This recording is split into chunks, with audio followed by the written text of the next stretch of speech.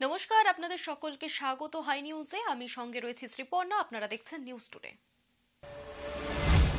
শুক্রবার সকাল থেকে গণবিক্ষোভে উত্তপ্ত সন্দেশখালী। ঘর দেবে বলে টাকা খেয়েছিল, ভোট দিতে গেলে হাত থেকে স্লিপ কেড়ে নিয়েছে ওরা। আর এই সমস্ত অভিযোগ তুলেই ফুঁসছে সন্দেশখালীর বেরমজুর। তৃণমূল নেতা অজিত মাইতি এবং তোয়াব মোল্লার ভেরির আল ঘরে আগুন লাগিয়ে দেওয়া হয়েছে। আবারও নতুন করে সন্দেশখালীতে বিক্ষোভে সামিল গ্রামবাসী। শুক্রবার জাতীয় মানবাধিকার কমিশনের প্রতিনিধি দল পৌঁছেছে সন্দেশখালীতে, আর সেই সফরের মধ্যেই উত্তেজনা। শাহজাহান শেখের অনুগামীর মাছের ভেরির আলাঘর পুড়িয়ে দিলেন গ্রামবাসীরা। বৃহস্পতিবার শাহজাহানের ভাই শেখ সিরাজ উদ্দিনের মাছের ভেরির আলাঘর জ্বালিয়ে দেওয়া হয়েছিল। শুক্রবারও সেই ঘটনার পুনরাবৃত্তি। এবার কাছারি এলাকায় শাহজাহানের অনুগামী বলে পরিচিত তোয়েব মোল্লার মাছের ভেরির আলাঘর পুড়িয়ে দিল গ্রামবাসীরা। স্থানীয়দের বক্তব্য, তোয়েব এলাকার মানুষের জমি দখল করে মাছের ভেরি করেছিলেন, কাউকে কোনো টাকা পয়সা দেননি, চাইতে গেলে হুমকি দিতেন। আমার নামে ঘর এসেছিল, খাদুকের ঘর এসেছিল, আমাদের দেশে কয়েকজনের ঘর এসেছিল। কিছু কিছু লোককে ঘর দুয়ার ওরা দেয় না, ওর নাম কেটে দিয়েছে।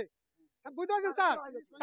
টাকা তোলা গেছে দিয়ে ওরা আমাদের বিভ্রান্ত জমি জায়গা সব লুটপাট করে দিয়েছে। ওরা কিছু আমাদের রাখতে না, মেয়েদের নির্যাতন সবকিছু করেছে স্যার। ওরা সবকিছু করেছে।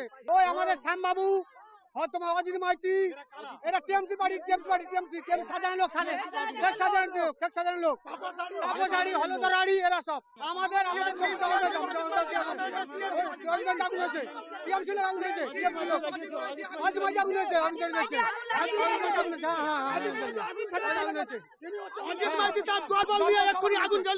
এই ঘটনাকে কেন্দ্র করে উত্তেজনার মধ্যে সন্দেশখালী পৌঁছেছে জাতীয় মানবাধিকার কমিশনের প্রতিনিধি দল। বাড়ি বাড়ি ঘুরে স্থানীয়দের সঙ্গে কথা বলছেন কমিশনের সদস্যরা। সন্দেশখালীর ঘটনা নিয়ে দুদিন আগে বিবৃতি দিয়েছিল মানবাধিকার কমিশন। শীঘ্রই যে তারা এই দ্বীপ এলাকায় আসবে তাও জানানো হয়েছিল, আর সে মতোই শুক্রবার এলো এই কেন্দ্রীয় কমিশন। সংবাদ মাধ্যমের রিপোর্টে সন্দেশখালীতে মানবাধিকার লঙ্ঘনে যে সমস্ত অভিযোগ উঠেছে তার ভিত্তিতে পদক্ষেপ করতে শুরু করেছে মানবাধিকার কমিশন। তাদের বক্তব্য, সন্দেশখালীতে মহিলা, শিশু এবং বয়স্কদের নিরাপত্তা বিঘ্নিত হওয়ার খবর তারা সংবাদ মাধ্যম থেকে জানতে পেরেছে। দিনের পর দিন যেখানে মহিলাদের উপর নির্যাতন এবং যৌন নিগ্রহের ঘটনা ঘটছে, এলাকার মানুষরা এই নিয়ে বারংবার অভিযোগ করলেও স্থানীয় প্রশাসন অভিযুক্তদের বিরুদ্ধে কোনো আইনে পদক্ষেপ করেননি। আর এই সবই তারা বিভিন্ন সংবাদ মাধ্যমের রিপোর্ট থেকে জানতে পারছে। তার ভিত্তিতেই রাজ্যের ডিজি রাজীব কুমার এবং মুখ্য সচিব ভগবতী প্রসাদ গোপালিকাকেও নোটিশ ধরিয়েছেন তারা। 4 সপ্তাহের মধ্যেই জবাব তলব করা হয়েছে। High News Network. সন্দেশখালীর বেরমজুর এলাকায় উত্তেজনা। লাঠি ঝাঁটা হাতে দলে দলে রাস্তায় নেমে বিক্ষোভ স্থানীয় মহিলাদের। আর এই পরিস্থিতিতে সন্দেশখালীর 2টি গ্রাম পঞ্চায়েত এলাকায় 144 ধারা জারি করা হয়েছে। ঘটনাস্থলে গিয়েছেন এডিজি দক্ষিণবঙ্গ সুপ্রতিম সরকার। শুক্রবার সকালেই সন্দেশখালীর কাছারি এলাকায় শাহজাহান শেখের এক অনুগামীর মাছের ভেরির আলাঘরে আগুন ধরিয়ে দিয়েছিলেন গ্রামবাসীরাই। আর এই পরিস্থিতিতে ওই 2 গ্রাম পঞ্চায়েত এলাকায় 144 ধারা জারি করা হয়েছে। প্রশাসন ঘটনাস্থলে গিয়ে বিক্ষোভকারীদের সঙ্গে কথা বলেছেন এডিজি দক্ষিণবঙ্গ। বিক্ষোভকারীদের উদ্দেশ্যে তাকে বলতে শোনা গিয়েছে, এখানে প্রশাসনের শিবির বসেছে, জেলা শাসক রয়েছেন, তারা আপনাদের সমস্ত অভিযোগ খতিয়ে দেখবেন, কিন্তু এভাবে বিক্ষোভ দেখাতে থাকলে গোটা প্রক্রিয়ায় দেরি হবে।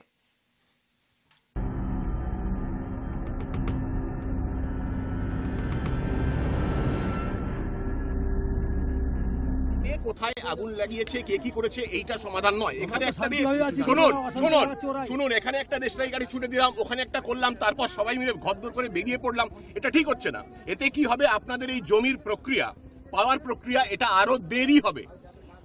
গতকাল আজকে যারা পাচ্ছে জমি বা কাল পাবে, আপনারটা 2 মাস হয়ে যাবে, কারণ আমরা এইগুলো করতে ব্যস্ত থাকবো। আমরা এই করবো, আমরা করতে পারবো না তো কেন? শুনুন, আবার আপনি কথা বলছেন, ওই আপনি সমাধান চান কি চান না? যদি চান তাহলে আগে পরে বলবেন, এখনকার কথা বলুন, আজকের কথা বলুন। আজকে আসছে, আজকে শুনলেন আপনি ডিএম সাহেব আসছে, আপনি বুঝুন দিদি, আপনি সবাইকে বোঝান। আপনি কি হয়েছে?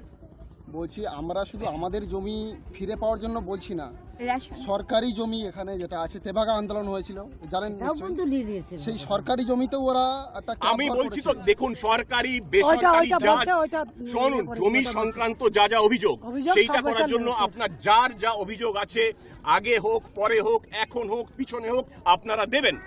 এটা বারবার করে বলা হচ্ছে, এখানে ক্যাম্প করে এক্ষুনি ডিএম সাহেবের সাথে কথা বলে দিলেন, কিন্তু এইটা এইভাবে হয় না। আপনারা যদি প্রশাসনের সঙ্গে কোঅপারেট না করেন, আপনারা ভাবছেন কোথাও একটা আগুন জ্বলবে তারপর লাঠি নিয়ে বেরিয়ে পড়বেন, এতে কিন্তু সমাধান হবে না। দুদিন ভাল লাগবে করতে, মিডিয়া দেখাবে, সবাই দেখবেন, আপনার বাইট নেবে, তারপর কিন্তু কিছু হবে না। আমি বলে দিলাম, আমি জানি কিন্তু দেখান, কিন্তু হচ্ছে তো। অন্যদিকে একটা কিছু ঘটনা ঘটবে, অন্য সবাই চলে যাবে, আর আমরা থাকবো, কিন্তু অন্য কোনো ঘটনা ঘটলে চলে যাবে লোক, সাংবাদিকও চলে যাবে, আমাদেরও চলে যেতে হবে অন্য জায়গায় করতে হলে। তাই অশান্তি করবেন না জায়গাটা।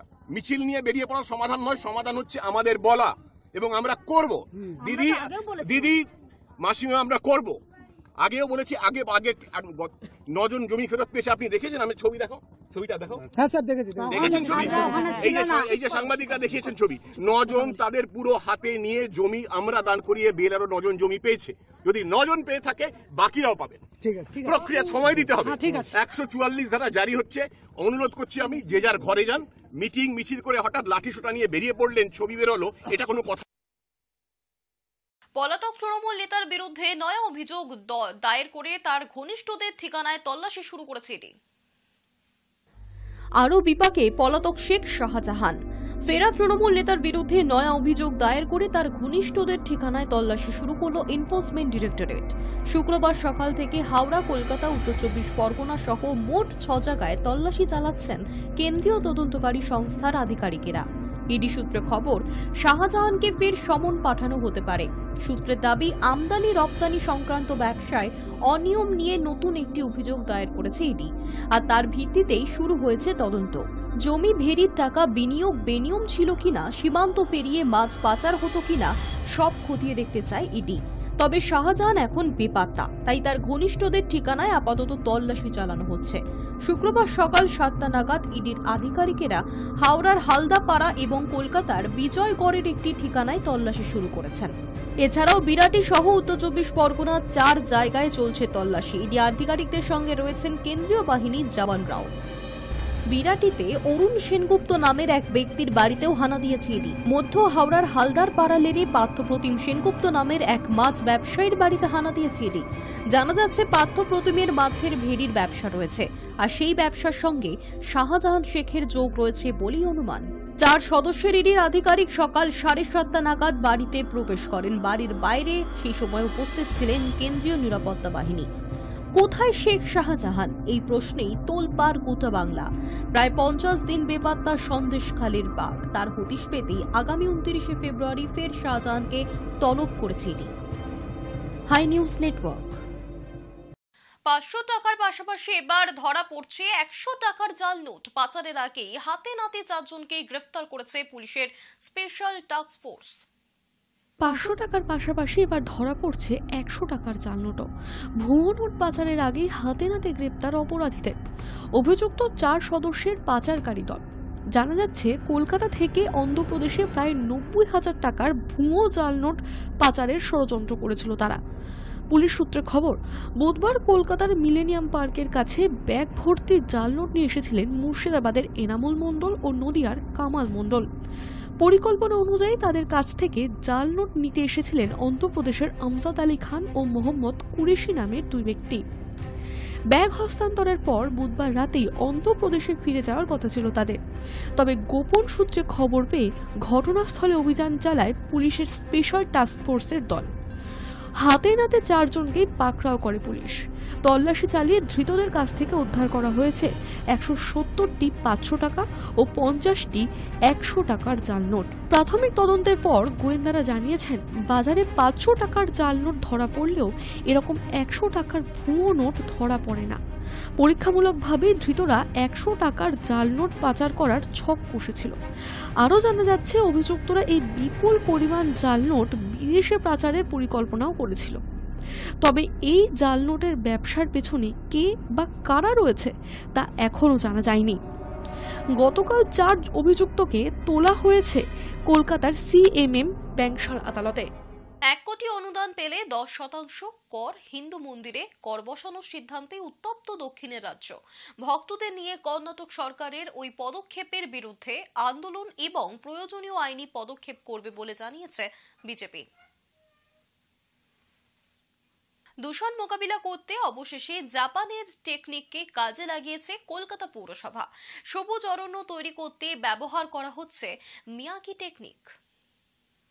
জাপানি ইকোলজিস্ট আকিরা মিয়াকির নামে কলকাতায় তৈরি হচ্ছে জঙ্গল, তাও আবার একটা নয় দুটো। এ বিষয়ে কলকাতা পুরসভার উদ্যান বিভাগ জানিয়েছে দূষণের তালিকায় কলকাতা 4র্থ স্থানে, আর তা কমাতেই এমন উদ্যোগ পুরসভার। দূষণ নিয়ন্ত্রণে আনতে পূর্ব কলকাতার সুভাষ সরোবরে এবং দক্ষিণ কলকাতার রবীন্দ্র সরোবরে তৈরি করা হচ্ছে মিয়াকি জঙ্গল বা মিয়াকি ফরেস্ট। এই ফরেস্ট তৈরির কাজ প্রায় শেষের দিকে, কিন্তু প্রশ্ন, জঙ্গলের নাম মিয়াকি কেন? প্রশ্নের উত্তরে কলকাতা পুরসভার উদ্যান বিভাগের মেয়র পরিষদ দেবাশিস কুমার জানিয়েছেন জাপানের অন্যতম একজন পরিবেশ বিজ্ঞানী হলেন আকিরা মিয়াকি। দেশ বিদেশের সবুজ অরণ্য তৈরির ক্ষেত্রে অনেকেই তার পদ্ধতি অবলম্বন করে। আকিরা মিয়াকির এই পদ্ধতি মিয়াকি টেকনিক নামে পরিচিত। এই টেকনিকে দেশীয় কিছু গাছ এমনভাবে লাগানো হয় যা দ্বিগুণ হারে বাড়ে। এর আগে অসমের উমিয়ামের ইন্ডাস্ট্রিয়াল এরিয়ায় ও পুদুচেরির ভেল্লানুরে এই পদ্ধতিতে জঙ্গল তৈরি করে ভালো ফল মিলেছিল। শহরের দূষণ রুখতে এবার তাই মিয়াকি টেকনিকে সুভাষ সরোবরে ও রবীন্দ্র সরোবরে গাছ লাগানো হয়েছে, আর নামকরণ করা হয়েছে মিয়াকি ফরেস্ট। উদ্যান বিভাগের আধিকারিকেরা জানিয়েছেন এই পদ্ধতিতে গাছগুলি অনেকটা গায়ে গায়ে লাগানো হয়, আর মূলত দেশীয় গাছই লাগানো হয়।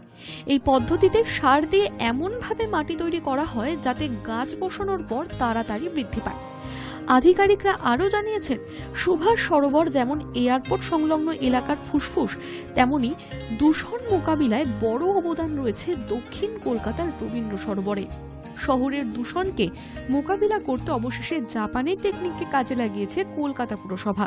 পুরসভার এই অভিনব উদ্যোগকে শুভেচ্ছা জানিয়েছেন যাদবপুর বিশ্ববিদ্যালয়ের পরিবেশ বিভাগের এক অধ্যাপক। তিনি বলেছেন, যতগুলো গাছ লাগানো হয়েছে তার সিংহভাগ বাঁচানো গেলে তবেই পুরসভার এই উদ্যোগ সফল হবে। ঈশানের মতোই মানছেন না নিয়ম, অবাধ্য শ্রেয়সের ভবিষ্যৎ নিয়ে চিন্তা। ঈশান কিশনের মতো কি তিনিও নানা কারণে বোর্ডের অবাধ্য হচ্ছেন? জল্পনা শুরু হয়েছে শ্রেয়স আয়ারকে নিয়ে। নিয়ম মানছেন না শ্রেয়স আয়ার। ঘরোয়া ক্রিকেটের সপক্ষে বোর্ডের যে কড়াকড়ি, তাকে কি আদৌ পাত্তা দিচ্ছেন না তিনি? শ্রেয়সের ভবিষ্যৎ নিয়ে চিন্তায় ক্রিকেট প্রেমীরা। শ্রেয়সের শৃঙ্খলা নিয়ে বোর্ডের কাছে নানা খবর ভেসে আসছে। ঈশান কিশনের মতন তিনিও নানা কারণে বোর্ডের অবাধ্য হচ্ছেন। জল্পনা শুরু হয়েছে শ্রেয়সকে নিয়ে। ইংল্যান্ডের বিরুদ্ধে প্রথম 2 টেস্টের দলে থাকলেও শেষ 3 টেস্টের দল থেকে বাদ পড়েছেন শ্রেয়স। ভারতের কোচ রাহুল দ্রাবিড় আগেই স্পষ্ট করে দিয়েছেন যে একবার বাদ পড়লে ঘরোয়া ক্রিকেট খেলে কোনো ক্রিকেটারকে আবার জাতীয় দলে জায়গা করতে হবে। সেই কারণেই মুম্বাইয়ের হয়ে রঞ্জি খেলার কথা ছিল শ্রেয়সের, কিন্তু নাম তুলে নিয়েছেন তিনি। রঞ্জির কোয়ার্টার ফাইনালে মুম্বাইয়ের খেলা বড়োদার সঙ্গে, শুক্রবার সেই খেলা শুরু হয়েছে। শ্রেয়স নাকি মুম্বাই ক্রিকেট সংস্থাকে জানিয়েছেন তার পিঠে ব্যথা রয়েছে, সেই কারণে খেলবেন না তিনি। শ্রেয়সের উল্টো কথা শোনা যাচ্ছে জাতীয় ক্রিকেট একাডেমির স্পোর্টস সায়েন্স ও মেডিসিন বিভাগের প্রধান নিতিন পটেলের কথায়। তিনি জানিয়েছেন শ্রেয়স সম্পূর্ণ সুস্থ, নতুন করে কোনো চোট লাগেনি তার। পটেলের কথার পরেই শ্রেয়সের ভবিষ্যৎ নিয়ে জল্পনা শুরু হয়েছে। গত সপ্তাহে ভারতীয় ক্রিকেট বোর্ডের সচিব জয় শাহ স্পষ্ট করে দিয়েছেন যে কেন্দ্রীয় চুক্তির আওতায় থাকা ক্রিকেটাররা যদি ঘরোয়া ক্রিকেট খেলতে না চান তাহলে তাদের বিরুদ্ধে কড়া ব্যবস্থা নেওয়া হবে। ঈশান জাতীয় দল থেকে বাদ পড়ার পরে ঝাড়খণ্ডের হয়ে রঞ্জি খেলেননি, তার ফল ভুগতে হতে পারে তাকে। কেন্দ্রীয় চুক্তি থেকে বাদ পড়তে পারেন তিনি। একই সমস্যায় পড়তে পারেন শ্রেয়সও। বিশেষ করে বোর্ডের মেডিকেল দল তাকে খেলতে বললেও তিনি যখন খেলেননি তখন বিষয়টি হয়তো ভালোভাবে মেনে নেবে না বোর্ড। এখন দেখার শ্রেয়সের বিরুদ্ধে কোনো ব্যবস্থা নেওয়া হয় কিনা। High News Network. আইপিএলে নেই মোহাম্মদ শামি। বিশ্বকাপের ধকল সামলাতে অস্ত্রোপচার পায় গোটা মরশুম থেকেই এবার বাদ পড়ছেন পেসার। গুরুতর চোট সারাতে অস্ত্রোপচার ছাড়া কোনো গতি নেই। বিশ্বকাপের পর থেকেই চোট নিয়ে নাজেহাল শামি। এখনো মাঠে ফেরেননি তিনি। পায়ের চোট থাকা সত্ত্বেও ইনজেকশন নিয়ে বিশ্বকাপ খেলেছিলেন, সেই সিদ্ধান্তের মাসুল দিচ্ছেন এখন। আইপিএলে খেলতে পারবেন না তিনি। গত বছর বিশ্বকাপে শামির পারফরমেন্সের পর গুজরাতের সমর্থকরা আরও বেশি করে আশায় বুক বেঁধেছিলেন। এদিকে গোটা মরশুম থেকেই বাদ পড়েছেন পেসার। গুরুতর চোট সারাতে অস্ত্রোপচার ছাড়া কোনো গতি নেই। ভারতীয় ক্রিকেট বোর্ডের এক আধিকারিক এই খবর দিয়েছেন। নাম প্রকাশে অনিচ্ছুক ওই কর্তা সংবাদ মাধ্যমে বলেন, জানুয়ারি মাসের শেষ সপ্তাহে লন্ডনে গিয়েছিল স্বামী। সেখানে গিয়ে গোড়ালিতে একটি বিশেষ ইনজেকশন নিয়েছিল স্বামী।